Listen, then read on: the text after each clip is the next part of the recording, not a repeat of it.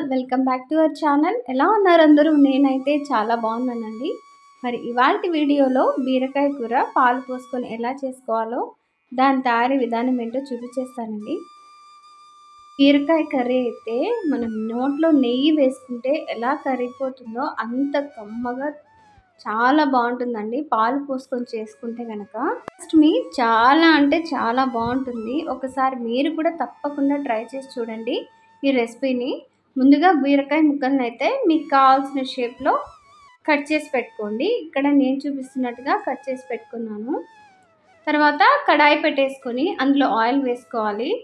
Oil heat ఎక్కిన తర్వాత అందులోకి కట్ చేసి పెట్టుకున్న ఉల్లిపాయ ముక్కలను కూడా వేసుకోవాలండి. ఇవి బాగా మగ్గిన తర్వాత అందులోకి ఆవాలు, జీలకర్ర, అలాగే శనగపప్పు, అలాగే అందులోకి కరివేపాకు కూడా వేసుకొని చక్కగా ఫ్రై చేసుకుందామండి.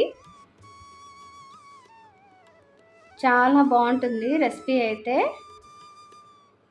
ముఖ్యంగా ఈ బీరకాయలో విటమిన్ కే, సి ఉంటాయి కాబట్టి కంపల్సరిగా మన డైట్లోకి అయితే ఇది చేర్చుకుంటే చాలా బాగుంటుందండి. మరి ముఖ్యంగా ఇందులో నీరు శాతం అయితే ఎక్కువగా ఉంటుంది. ఇది ఎండాకాలం కదండి. ఎండాకాలంలో మనం వాటర్ కంటెంట్ వచ్చే కూరగాయల్ని బాగా తినడం నేర్చుకుంటే బాగుంటుంది. కాబట్టి ఈ బీరకాయలో వాటర్ కంటెంట్ ఎక్కువ ఉంటుంది కాబట్టి కంపల్సరిగా మనం వారానికి 2 సార్లైనా ఈ బీరకాయని తినడం చూసుకోవాలి. తర్వాత దంచి పెట్టుకున్న వెల్లుల్లి రెబ్బలను కూడా వేసేసుకోవాలి. అన్నీ చక్కగా ఫ్రై అయిన తర్వాత ఇందులోకి కట్ చేసి పెట్టుకున్న బీరకాయ ముక్కలను కూడా వేసుకోవాలండి. అన్నీ బాగా వేసేసి చక్కగా కలిపేసుకుందాము. అన్ని ముక్కల్ని ఈవెన్గా ఫ్రై చేసుకోవాలి. ఇక్కడైతే నేను మీడియం ఫ్లేమ్లోనే పెట్టేసి గించుకుంటున్నానండి. హై ఫ్లేమ్లో కనుక పెట్టారంటే మాడిపోతాయి. అయినా ఈ బీరకాయలో వాటర్ కంటెంట్ ఎక్కువ ఉంటుంది కాబట్టి వాటర్ అనేది మనం అస్సలు వేయాల్సిన అవసరమే లేదండి. అవే వాటర్ బాగా ఊరి వచ్చేస్తాయి కాబట్టి మనం సిమ్లో పెట్టేసి మూత పెట్టేసుకుంటే సరిపోతుంది. ఈ బాగా కలిపేసుకున్న తర్వాత మనం ఇందులోకి తగినంత ఉప్పు వేసుకోవాలి. ఇక్కడ మీరు ఎన్ని బీరకాయలు తీసుకుంటున్నారో ఆ క్వాంటిటీని బట్టి మీరు ఉప్పు తగినంత వేసుకోండి. తర్వాత కాస్త పసుపు అయితే వేస్తున్నాను నేను. పసుపు వేసేసుకొని బాగా ఈవెన్గా మొత్తం కలిపేసుకోవాలండి. ముక్కలకంతా పట్టేలాగా కలిపేసుకున్న తర్వాత మీడియం ఫ్లేమ్లో పెట్టేసి మూత పెట్టేసి మగ్గనిచ్చేద్దామండి. ఇవి మగ్గనిచ్చేలోప మనము టమోటా ముక్కల్ని కూడా కట్ చేసి పక్కన పెట్టేసుకుందాము.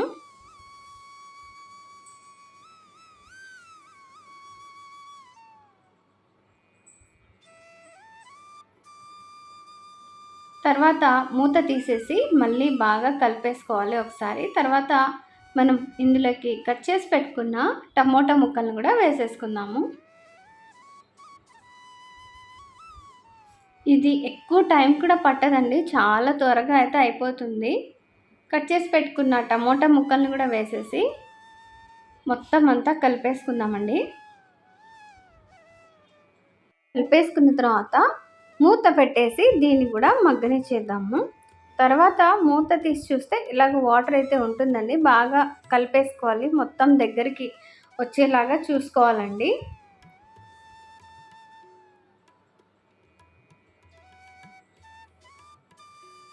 తర్వాత ఇందులోకి మనం తగినంత కారం అయితే వేసుకోవాలి.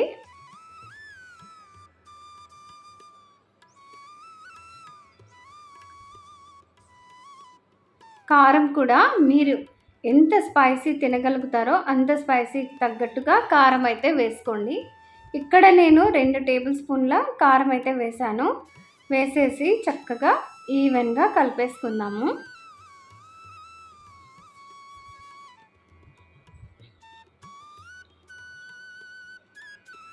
ఈ బీరకాయ కర్రీ అయితే మనము వేడివేడిగా అన్నంలోకైనా తినచ్చు, లేదా రోటీలకైతే తినచ్చండి. చాలా బాగుంటుంది. పాలు పోస్తే ఇంకా కమ్మగా ఉంటుందండి. అసలు నెయ్యితో తింటే ఎలా ఉంటుందో అంత కమ్మనైన టేస్ట్ అయితే వస్తుందన్నమాట.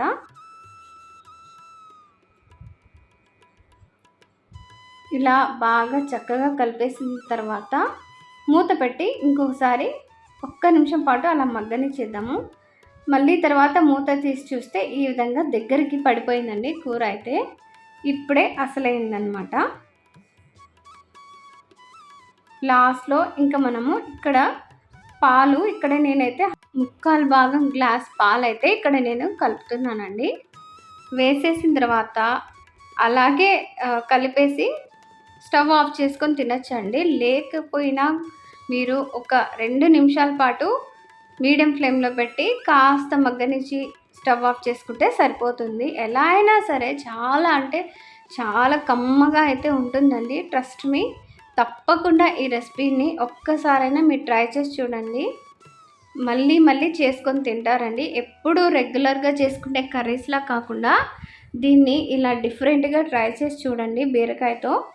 చాలా అంటే చాలా బాగుంటుంది. సో ఈ వీడియో మీకు నచ్చిందని అనుకుంటున్నాను. నచ్చితే కనుక మీ ఫ్రెండ్స్ అండ్ ఫ్యామిలీకి షేర్ చేయండి. అలాగే ఒక లైక్ కూడా తప్పకుండా ఇవ్వండి. ఈ వీడియో అయితే మీకు నచ్చిందనే అనుకుంటున్నాను. నచ్చితే కనుక మీ కామెంట్స్ కూడా నాకు తెలియజేయండి. ఇంకో మంచి వీడియోతో మీ ముందుంటాను. అంతవరకు ఉంటాను. బాయ్.